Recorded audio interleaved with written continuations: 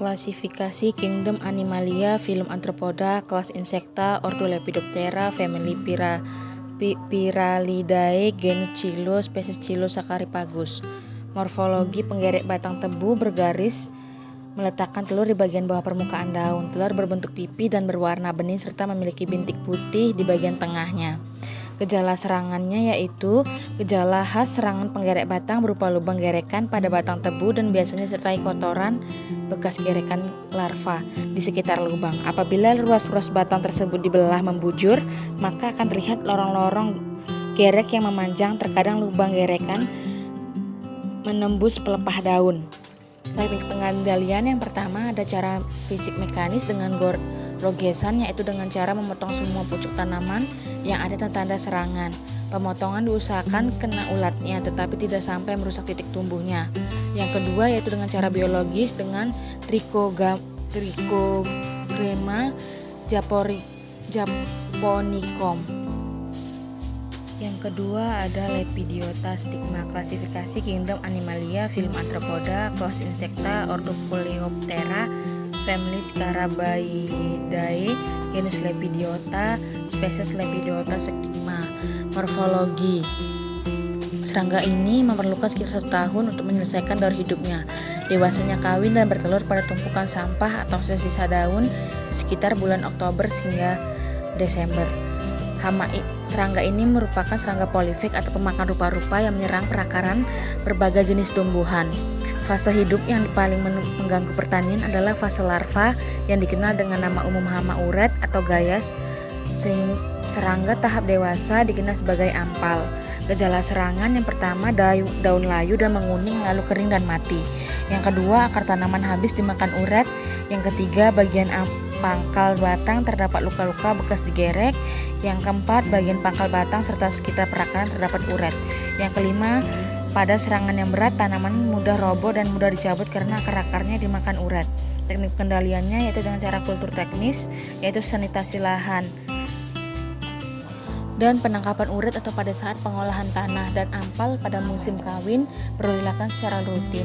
Pengendalian biologi dilakukan dengan pemanfaatan cendarawan parasit seperti Metarhizium anisopliae atau nematoda atau cacing kecil. Parasit dikenal sebagai nematoda entomopatogenik seperti Steinea. Yang ketiga yaitu ulat punggung daun teh, Kingdom Animalia, Phylum Arthropoda, kelas Insecta, ordo Lepidoptera, family Tortricidae, genus Hamona, spesies Hamona theuphora.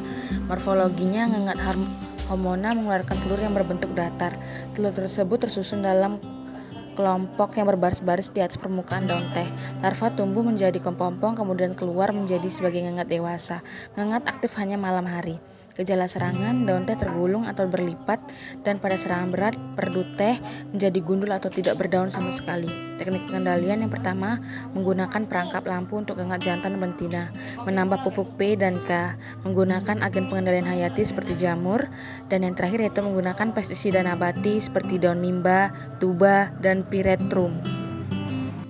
Keempat yaitu ulat kakao atau Conopomorpha cramella, Kingdom Animalia, Phylum Arthropoda, kelas Insecta, ordo Lepidoptera, family Gracillaridae, genus Conopomorpha, spesies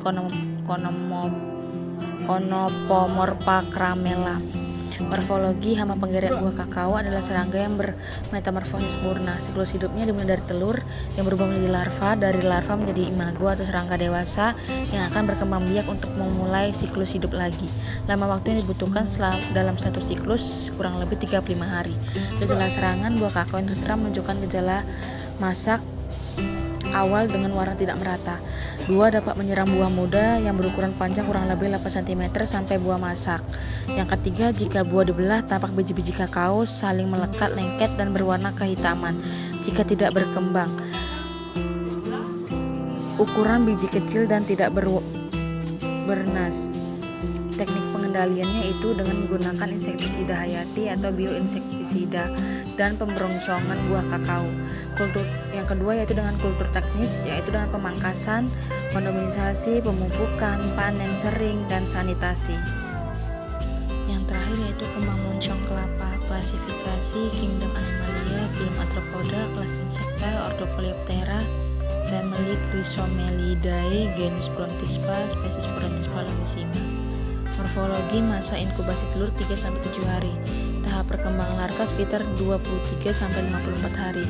Pupa 4-6 hari. Lama hidup kuman berkisar 2,5 hingga 3 bulan. Perkembangan dari telur sampai imago 5-7 minggu. Rata-rata satu ekor betina dapat meletakkan telur sebanyak 50-117 butir.